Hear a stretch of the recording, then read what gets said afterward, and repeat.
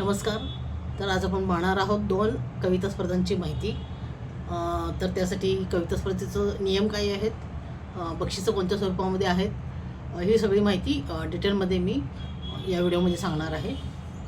जर कोणी या चॅनलवरती नवीन असेल, नवीन आपला व्हिडिओ पाहत असतील तर सगळ्यात अगोदर आपल्या चॅनलला सबस्क्राईब करा. कारण सबस्क्राईबच्या बेल आयकॉनवर जर तुम्ही क्लिक केलं तरच तुम्हाला माझ्या पुढच्या व्हिडिओचं नोटिफिकेशन लगेचच मिळेल.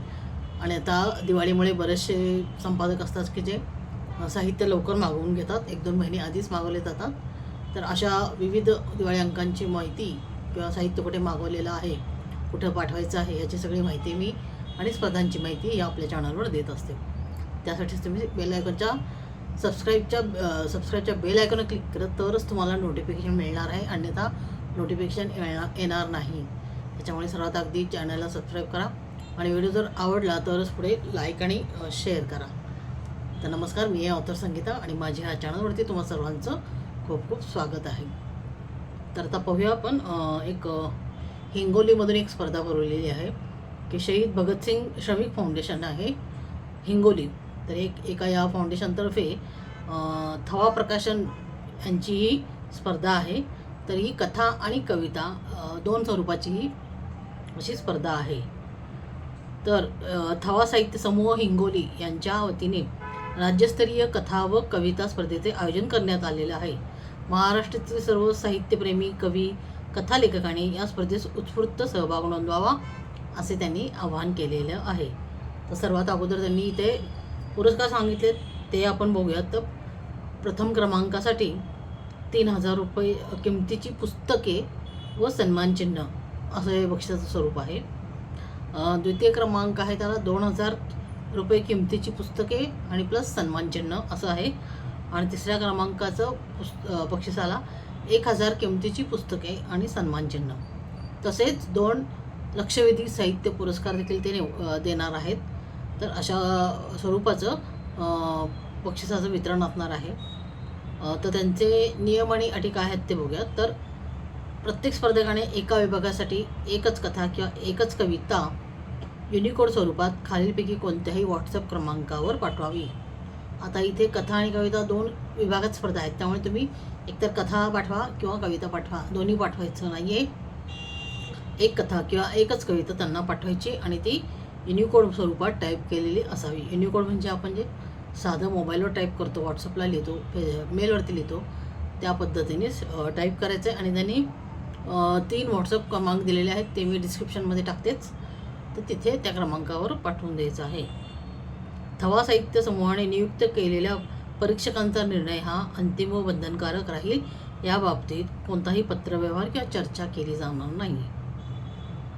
पुढचं आहे साहित्यकृतीसोबत ती स्वलिखित व स्वरचित असल्याचे शपथपत्र जोडणे आवश्यक आहे.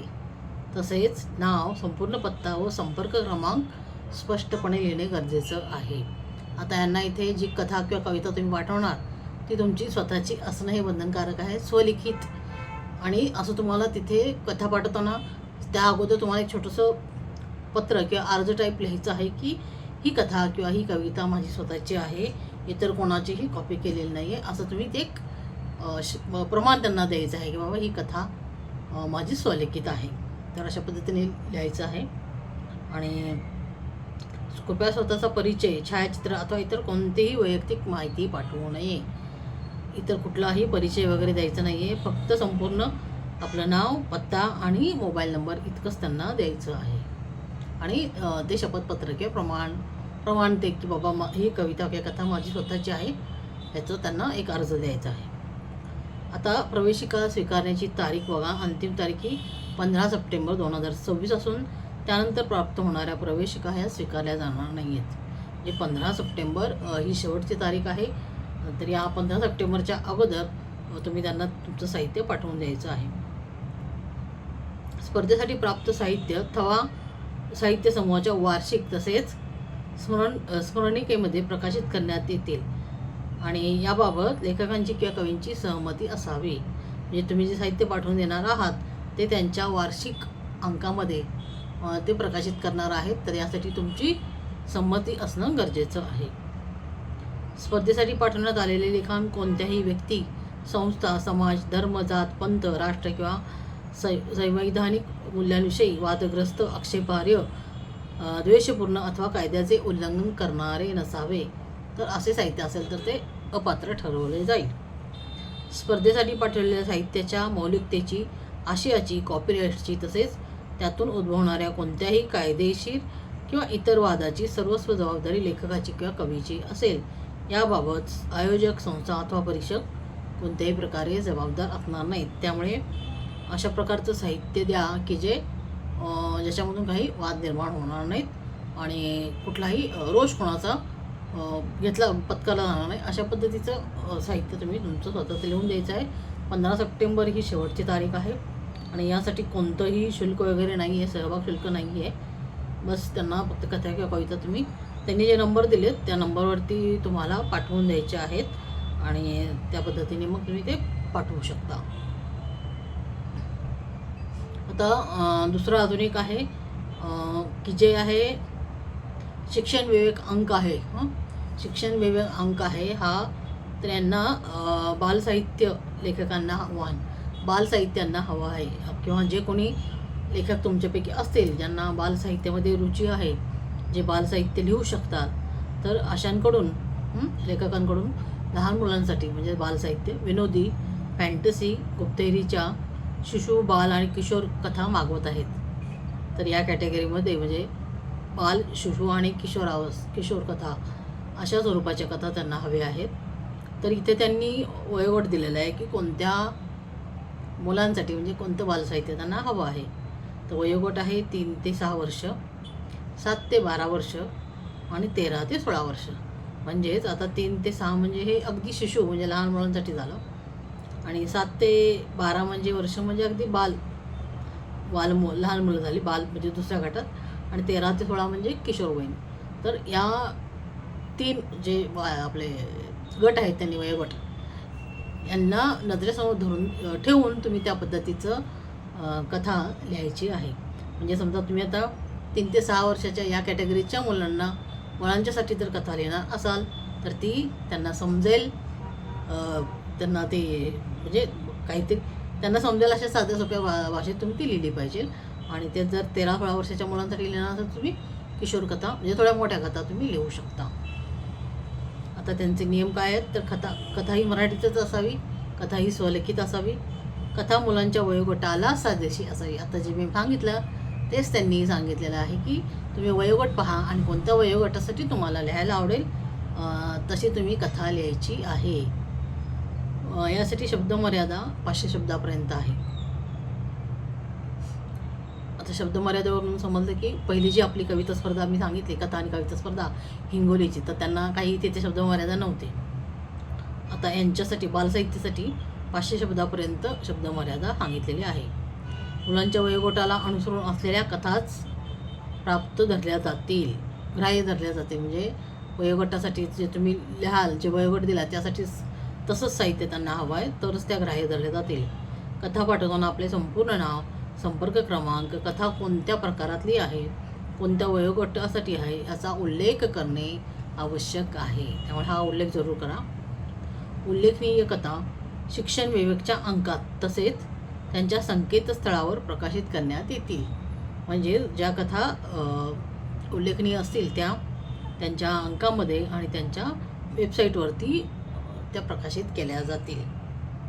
आता त्यांनी मेल आय डी दिलेला आहे, तर मेल आय डीवरती कथा तुम्ही पाठवून द्यायची आहे. आणि तुम्हाला काही अधिक माहिती जाणून घ्यायची असेल तर त्यांनी एक हे केलेलं आहे, नंबर पण दिलेला आहे. तर त्या नंबरवरती तुम्ही त्यांना माहिती विचारू शकता. अजून तुम्हाला काही अधिकची माहिती हवी असेल, काही चौकशी करायची असेल तर त्या नंबरवरती तुम्ही कॉन्टॅक्ट करू शकता. हे सगळं मी डिस्क्रिप्शनमध्ये यांचा मेल आय डी आणि नंबर मी टाकून देते. अजून एक तिसरी स्पर्धा आहे की जी ऑनलाईन असणार आहे. तर ही स्वरचित काव्य वाचन स्पर्धा आहे. म्हणजेच ऑनलाईन तुम्हाला कविता सादर करायची आहे आणि ही स्वरचित आहे, म्हणजे स्वरचित कविता त्यांना हवी आहे. तर ही स्पर्धा 30 ऑगस्ट 2026 रोजी, वेळ सकाळी 11 ते संध्याकाळी 5 असं त्यांनी दिलेलं आहे. बाकी तर काही म्हणजे डिटेल हे सांगितलेलं नाही आहे, पण त्यांनी जो नंबर दिलेला आहे त्याच्यावर तुम्ही चौकशी करू शकता की 11 ते संध्याकाळी 5 म्हणजे 11 वाजल्यापासून आपण ऑनलाईन थांबायचं का, कशा पद्धतीने ते तुम्ही विचारू शकता. तर याच्यामध्ये स्वरचित काव्य वाचन स्पर्धा आहे. ही तुमची स्वतःची लिहिलेली स्वरचित कविता हवी. सादरीकरणाचा वेळ प्रत्येकी 3 मिनिटे, म्हणजे प्रत्येक सदस्याला 3 मिनिटाचा कालावधी दिला जाईल. 3 मिनिटामध्ये तुम्ही तुमची कविता सादर करायची आहे. 3 मिनिटापेक्षा जास्त मोठी कविता त्यांना चालणार नाही आहे. गुगल मीटद्वारे ऑनलाईन स्पर्धा असणार आहे ही. तर ही स्पर्धा ऑनलाईन असणार आहे गुगल मीटद्वारे. तर यांचे पारितोषिक अशा प्रकारचे आहेत. तर प्रथम क्रमांकाला 1500 रुपयेचे ग्रंथभेट आणि स्मृतिचिन्ह. दुसऱ्या क्रमांकाला 1000 रुपयाचे ग्रंथभेट आणि स्मृतिचिन्ह. आणि तृतीय क्रमांकाला 750चे ग्रंथभेट आणि स्मृतिचिन्ह आणि उत्तेजनार्थ पारितोषिक काढणार आहेत. तर नाव नोंदणीसाठी अंतिम तारीख ही 25 ऑगस्ट 2024 आहे. तुम्हाला जर या काव्यवाचन स्पर्धेमध्ये भाग घ्यायचा असेल तर त्यांना 25 ऑगस्टच्या अगोदर तुम्ही तुमची नाव नोंदणी करायची आहे, तुमचं नाव सांगायचं आहे. तर त्यांनी एक व्हॉट्सअप नंबर दिलेला आहे. तो नंबर मी तुम्हाला टाकून देते डिस्क्रिप्शनमध्ये. तसेच त्यांनी नाव नोंदणीसाठी एक QR कोड दिलेला आहे, तो स्कॅन करायचा आहे आपल्या मोबाईलवरून. तर मी त्यांचा तो पूर्ण फोटोज पाठवून टाकते डिस्क्रिप्शनमध्ये, म्हणजे तुम्हाला लक्षात येईल की, किंवा मग तुम्ही त्यांना फोन करा, व्हॉट्सअप करा आणि तो QR कोड जो आहे तो मागून घ्या आणि त्या पद्धतीने तुम्ही या स्पर्धेमध्ये भाग घेऊ शकता. तर अशा प्रकारे या 3 स्पर्धा आहेत. या 3 स्पर्धांची माहिती मी तुम्हाला सांगितली. हा व्हिडिओ जर आवडला तर जास्तीत जास्त पुढे तो शेअर करा, लाईक करा आणि आपल्या चॅनलला नक्की सबस्क्राईब करा. धन्यवाद.